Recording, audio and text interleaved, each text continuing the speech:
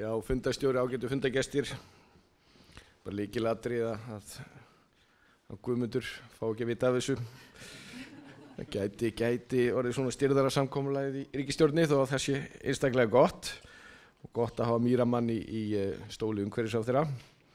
En það mér sönn ánægja að ávarpa ykkur hér í dag og það sérstaklega ánægjulegt að vera boðið að flytja erindi á fundi undir yfirskriftinni Allir elska Ísland. Ég tek með það bessaleyfi að snúa erindisheitinu upp í spurningu og spyr. Elska allir Ísland? Á þessum degi elskenda við hæfi að rifja upp að á sínu tíma sungu þær Sigga Beinteins og Sigrún Eva nei eða já í söngvakeppni Evrópskra sjónvarpsstöðva. Ég af ástæðu ætla að hlífa ykkur við sönguröndinni. En rétt eins og þær stöllur vil ég samt sem áður svara þessari spurningu bæði játandi og neitandi. Fyrsta jáinu. Í starfi mínu sem utanríkisráðherra sorry ég varð bara og hættu núna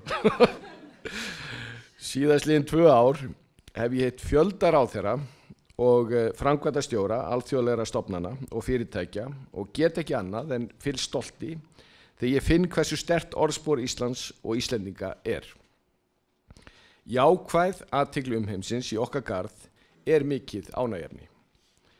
Án efa hafa markaðsátök á borð við Inspired by Iceland, Iceland Naturally og vörumerki á borð við Iceland og Icelandic skipt miklu máli.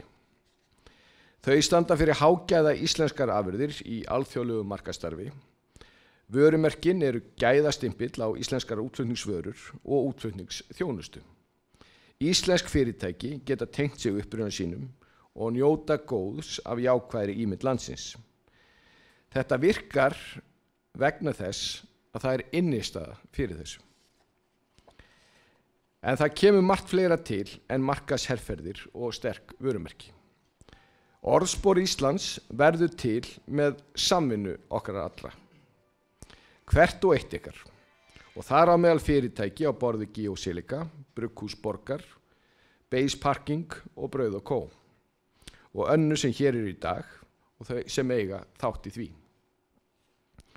Þegar við eigum í samstarfi erlend fyrirtæki eða tökum á móti erlendu gestum hér heima, hefur það áhrif. Þegar ungt námsfólk stundar nám erlendis og mynda það tengslanett, þá telur það. Íslenskt listafólk og íþróttafólk ber hróður okkar víða veröld og árangur okkar í jafnréttismálum alkunna. Við þetta bæti svo alltaf fólk sem starfa við það að koma fram fyrir Íslands hönd, hvort sem það við í utanríkisþjónustunni, samstarfsfólk okkar í öðrum ráðuneytum, Íslandsstofu, kynningarmiðstöðum listgreina eða aðrir. Í fyrra stóðu sendiráðin okkar fyrir mörg hundruð viðburðum til að vekja athygli á landi og þjóð. Enda tvöföld ástæða til að fagna því fullveldis og knattspyrnu ári. Íslandsstofa hrattast af markaðsverkefninu Team Iceland og með því voru sagðar örsögur af árangri Íslands á fullveldisöldinni undir merkjum 100 Years of Thinking Differently.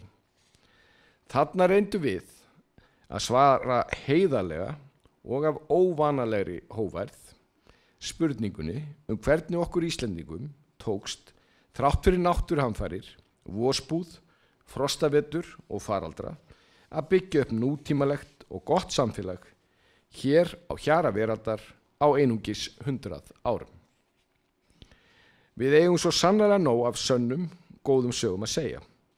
Af sjálfbærum sjávarútvegi, árangri í vísindum, nýsköpum og hátækni, endurnýjanlegri orku, menningu og listum og síðast en ekki síst af jafnrétti. Gott orðspor Íslands á öllum sviðum skapar þannig bæði traust og aðdráttarafl sem nýtist fyrirtækjum í sókn á markaði. En gott orðspor ekki nóg til að halda upp bestu lífsgæðum og stöðugum hagvexti á Íslandi. Það þarf töluvert meira til. Ég hef ósjaldan vísað í McKinsey-skýrsluna frá 2012 þar sem fram kemur að auka þurfi útflutning 1 milljarð í viku hverri. Og hér ég komin að neginu í erindi mínu í dag. Það elska ekki allir Ísland nógu mikið, eða hvað? Ef svo væri, streymdu hingað alþjóðleg fyrirtæki og fjárfestar og við ættum jafnvel heimstekt stórfyrirtæki og vörumerki líkt og nágrannar þjóðir okkar sem hefðu sterka alþjóðlega stöðu. Við erum því miður ekki nógu nálægt því að ná þessu markmiði.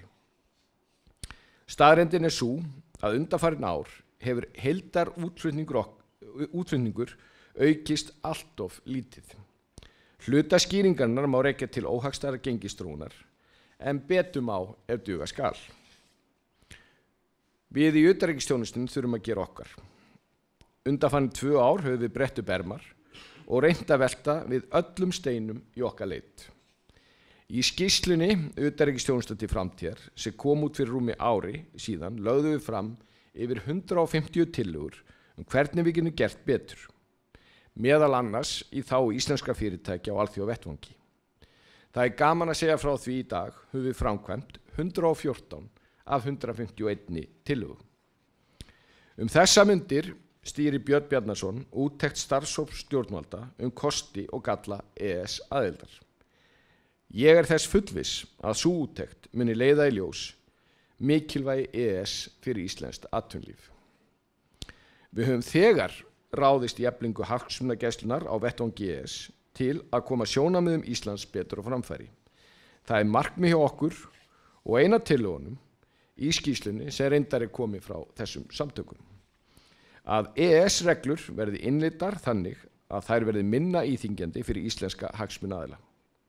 Við höfum því breytt verklagi og komið upp vinnuferlum hjá ráðuneytum sem miða því að sporna við því að innleiddar gerðir verði meira íþyngjandi en þörf á. Dæmi nefnilega að við höfum gengið lengra en þörf krefur við innleiðingu, annaðhvort vanda okkur á mikið eða notað ferðina til að ná öðrum markmiðum. Við höfum elt samráð við atvinnulífið hvernig aðild að alþjóðlegum viðskiptasamtökum og efnahags- og fjármálastofnunum geti betur þjónað því og hvaða viðskiptasamninga sé þörf til að opna nýja markaði fyrir íslensk fyrirtæki. Ég hef sjálfur undirritað 20 nýja viðskiptasamninga og tekið upp viðskiptahagsmunamál okkar við fjölmarga ráðherra helstu samstarfsríkja Íslands, svo sem Bandaríkjanna, Bretlands, Frakklands, allra Norðurlandana, Japans, Kína og Indlands, svo nokkuð dæmi séu tekin.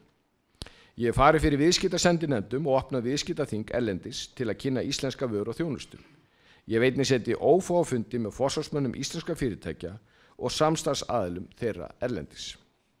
Eitt mikilvægasta verkefni sem hefur komið í gegn að hafa samþykkt lög nýja Íslandsstofu, þar sem atvinnulífinu gefin megin ábyrgð á að stýra ferðinni í eflingu markaðssetningu Íslands.